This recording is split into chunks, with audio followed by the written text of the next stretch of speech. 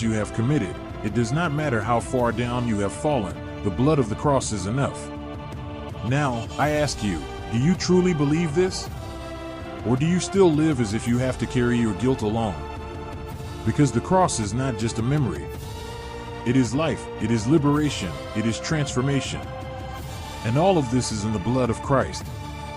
Jesus said, "If anyone would come after me, let him deny himself, take up his cross, and follow me."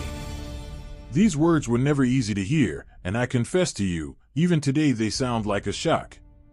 Because we all like the idea of the blessings of Christianity, peace, comfort, hope, but many want these blessings without going through the sacrifice. The truth is that the cross calls us to a life of courage and renunciation, and that is what is most frightening.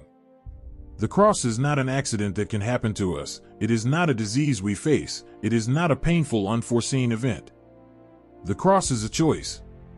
It is the decision to identify with Christ publicly, even if it costs mockery, rejection, or persecution.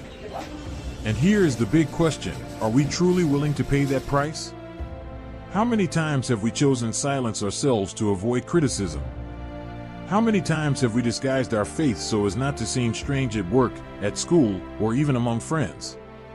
This is the cowardice of Pilate repeated in our day, knowing what is right, but preferring to yield to the pressure of the crowd. I remember a young student in Glasgow. After one of my messages, he came to me and said, "Billy, tomorrow when I go back to school, they are going to laugh at me if I say I gave my life to Christ." I looked at him and answered, "That is your cross. Do not run from it. Carry it with courage." Months later, I received his letter. He told me that, yes, they laughed and mocked him, but they also respected him. And, over time, some of those classmates who laughed began to go to church with him. This is the strength of the cross. It first exposes, but then it transforms. The cross requires self-crucifixion, crucifying selfish desires, lust, greed, hatred, and envy.